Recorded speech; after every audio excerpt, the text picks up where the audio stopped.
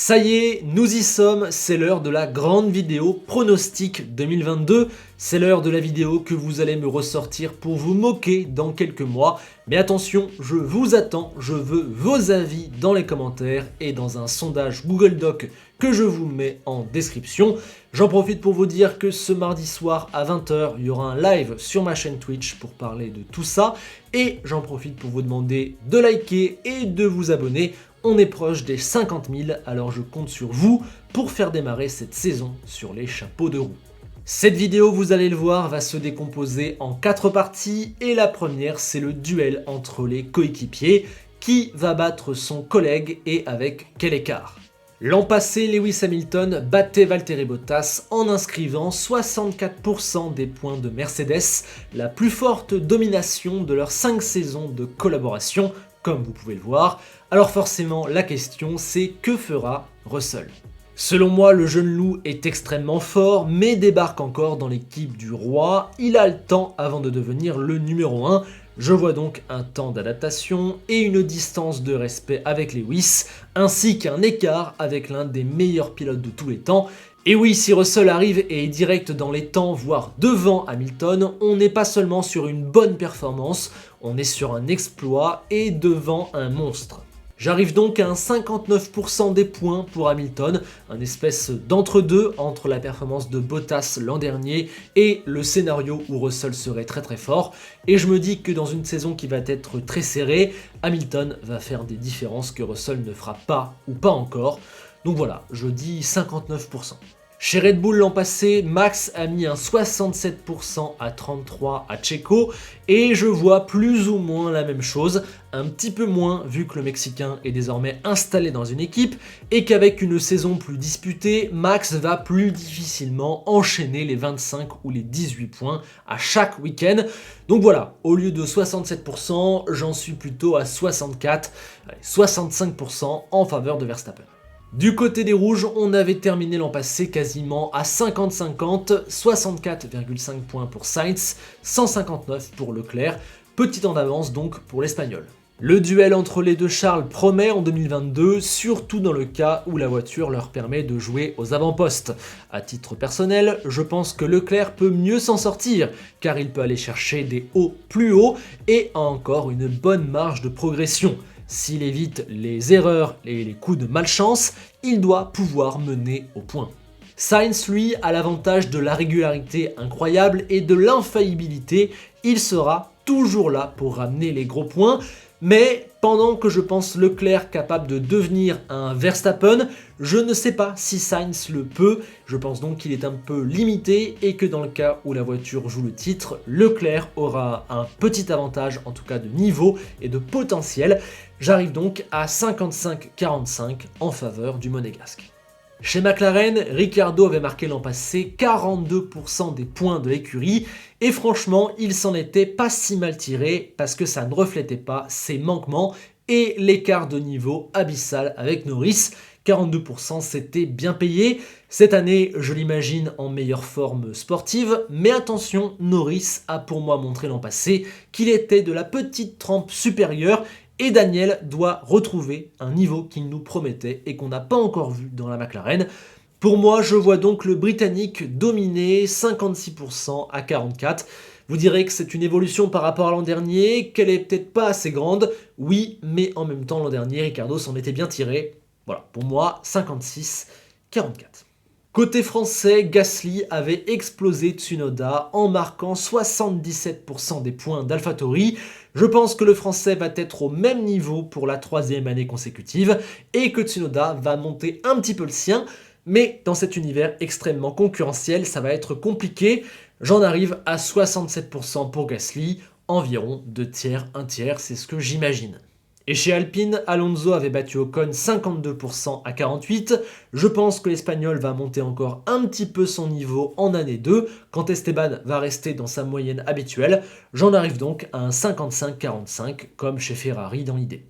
On arrive à présent dans les écuries qui avaient marqué peu de points en 2021 et qui risquent potentiellement d'en marquer peu en 2022.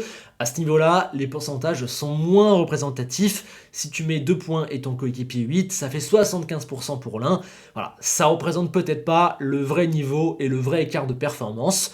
Mais bon, on va jouer le jeu. Chez Aston, l'an passé, Vettel mettait 56% des points. Cette année, je le vois bien à 60 en montant encore d'un cran avec ses nouvelles voitures et en année 2 dans l'écurie. Voilà, 60-40, ça me paraît un bon total entre Vettel et Stroll. Chez Alfa Romeo, Guan Yu Zhou va nécessairement galérer vu qu'il est un rookie dans un plateau extrêmement serré. En plus, il se heurte à un coéquipier expérimenté qui sera le numéro 1 et qui, je n'en doute pas trop, saura tirer le meilleur de la voiture. J'imagine donc un scénario à la Gasly Tsunoda de l'an passé avec un Bottas qui termine avec disons 74% des points de l'écurie.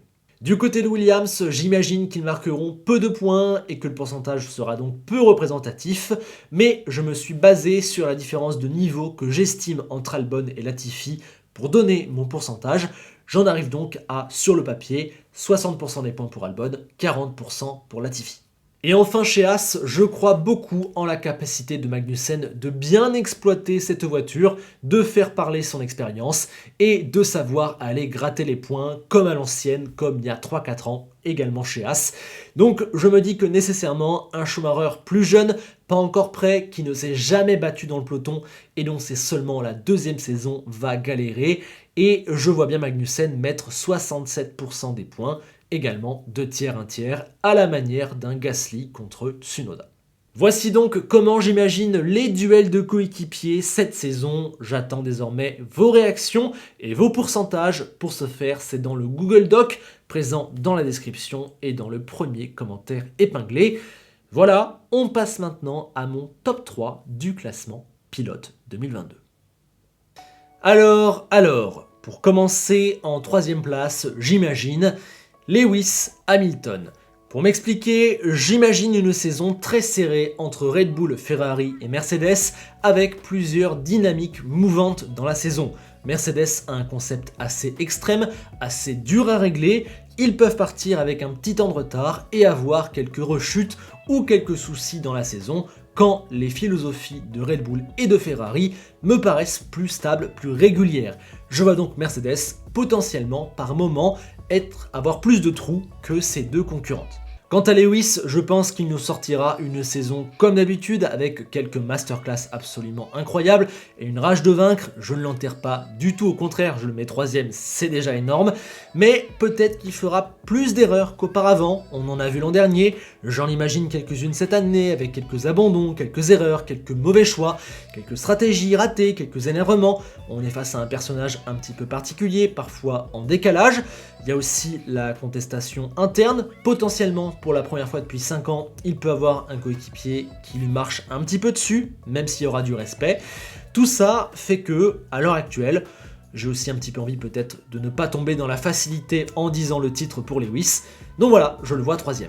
En 2e position, je vote Charles Leclerc. Voilà, il y a peu de choses à dire, j'imagine et j'attends Ferrari très haut. Il a déjà prouvé qu'avec une top voiture, il pouvait gagner. Je crois en sa capacité, en son talent, au fait qu'il puisse devenir un Verstappen.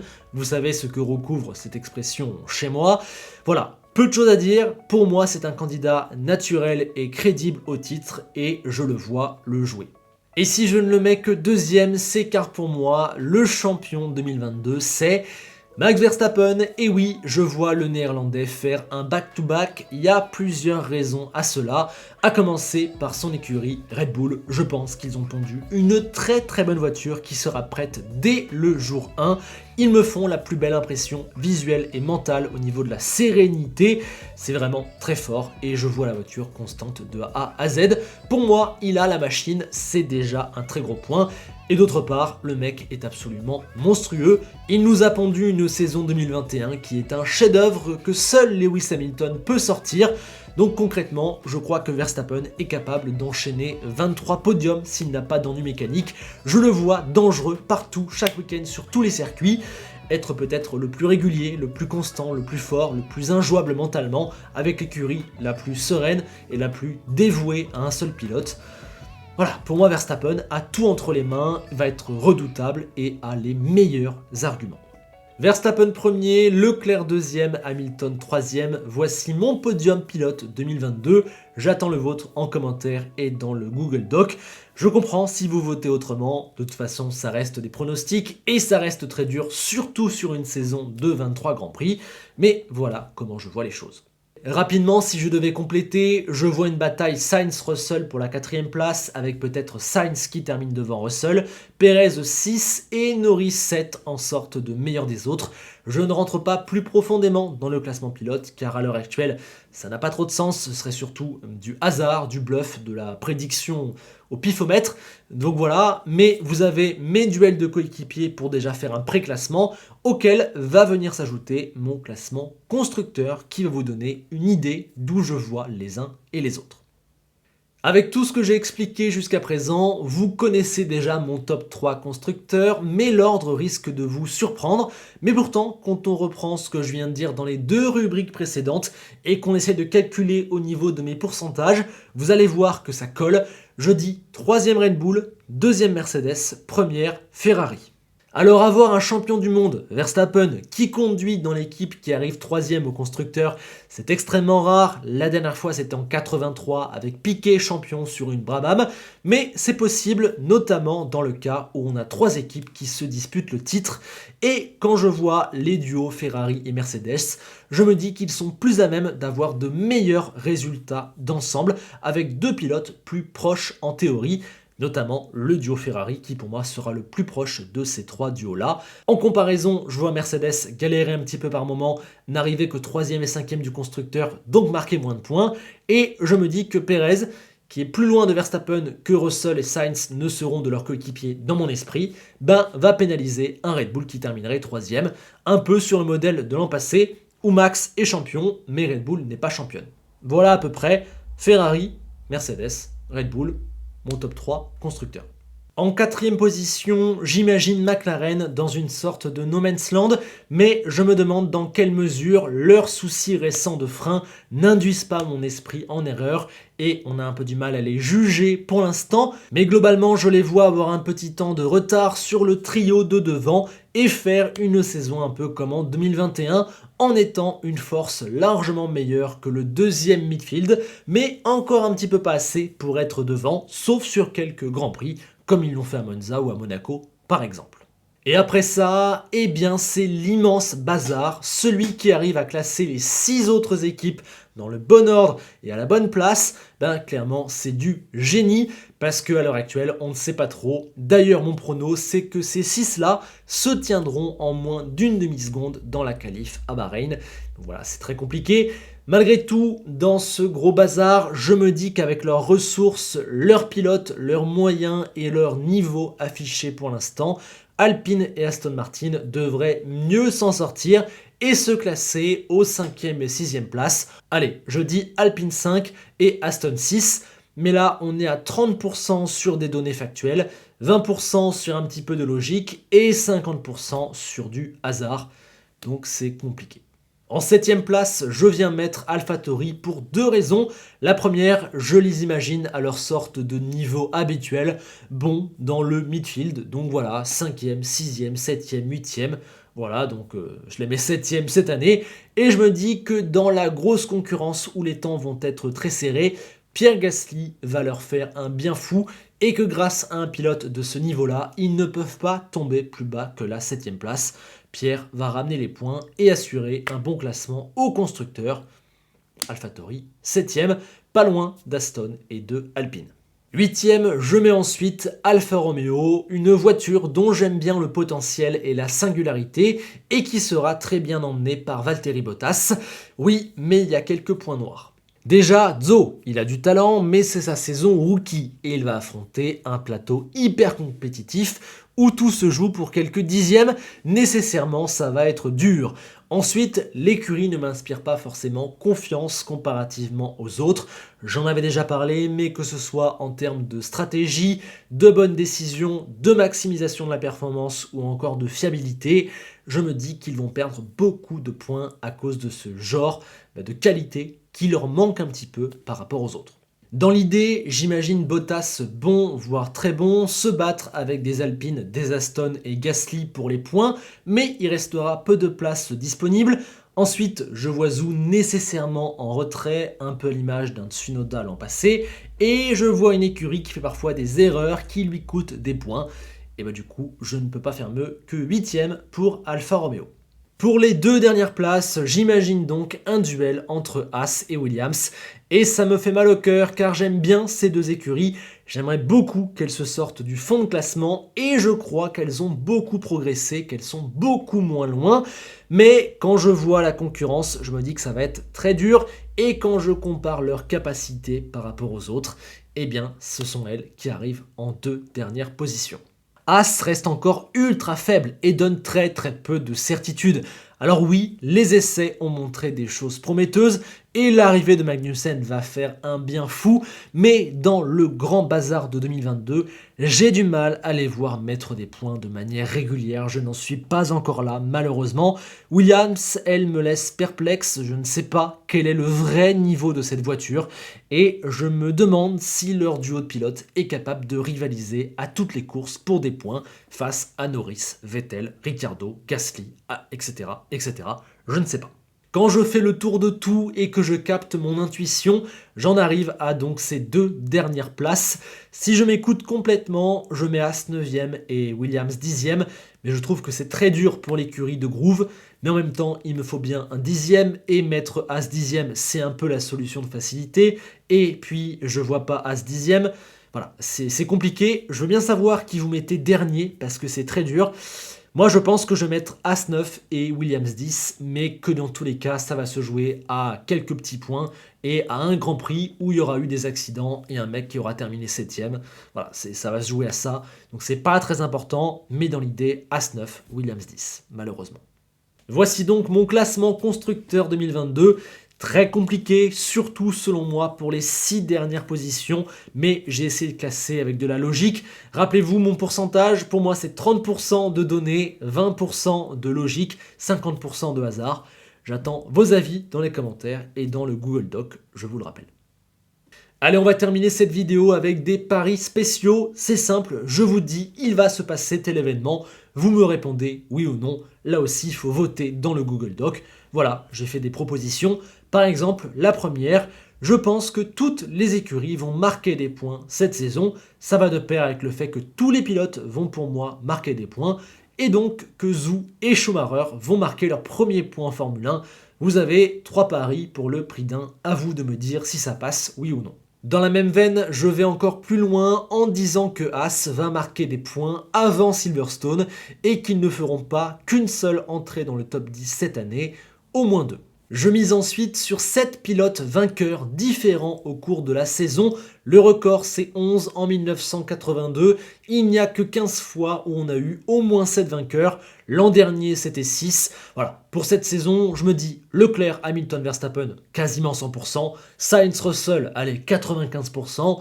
On peut ajouter un Perez un jour sur une bonne course. On peut ajouter pourquoi pas un Norris. Pourquoi pas un Ricciardo, pourquoi pas une surprise. Voilà. Je me dis que dans l'eau, on va arriver à 7 vainqueurs. C'est osé, mais j'y crois. Du côté des équipes, pour moi, il y en aura 5 différentes qui vont monter sur la plus haute marche. Bon, facilement Red Bull, Mercedes, Ferrari. Et je me dis bien McLaren au moins une fois. Et pourquoi pas Alpine ou une surprise. 5 au moins. Restons sur les statistiques et je parie que les deux pilotes Ferrari feront chacun au moins 8 podiums. Ça peut paraître peu, mais quand on y regarde 2 fois 8 podiums dans la même écurie, faut sortir une grosse performance, c'est osé, mais là aussi j'y crois. Du côté de Max Verstappen, j'ai un pari double. Je pense qu'il va rentrer dans le top 10 des pilotes les plus victorieux de l'histoire de la Formule 1 et qu'il va dépasser Bottas au nombre de pôles. Concrètement, c'est au moins 6 victoires et au moins 7 pôles. Comme je le vois champion, je l'imagine sortir de telles stats. Voilà, c'est ce que je pense. Au palmarès, je vois également 2 pilotes dépasser le stade des 5 victoires en carrière. Actuellement, on a Leclerc et Perez qui en ont 2, Ocon et Gasly qui en ont 1 et 11 autres pilotes qui en ont 0.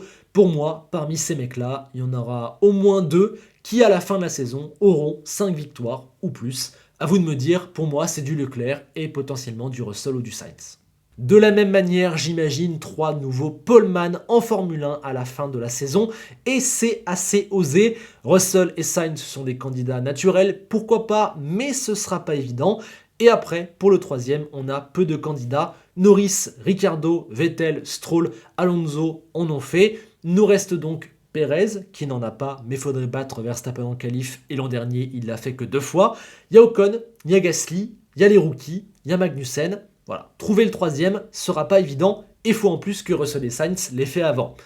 3 poleman, du coup, c'est assez osé. Dernier pari sur les statistiques, je vois Pierre Gasly faire au moins son podium annuel pour la donc 3e saison d'affilée avec AlphaTauri. On termine avec 2 petits bets rapides. Je pense que Zhou va se faire battre par Bottas au moins 16 fois sur les 23 qualifs. Et je vois Hamilton abandonner au moins 4 fois. Voilà, ça fait une quinzaine de paris spéciaux. Je vous laisse voter dans le Google Doc et donner vos paris un petit peu fous pour cette saison. À la fin de l'année, je reviendrai dans les commentaires et je sélectionnerai ceux qui ont eu bon. Voyons voir qui sont les vrais devins de la communauté. Bien sur ce, je crois que vous avez tout, vous savez tout ce que je pronostique pour cette saison 2022. Je vous appelle à la prudence, ce sont des projections, des pronostics. Je répète que pour moi, il y a 50% de hasard. Donc on se calme, j'attends vos avis dans les commentaires. Et je vous rappelle, ce soir à 20h, petit live Twitch pour en discuter de vive voix.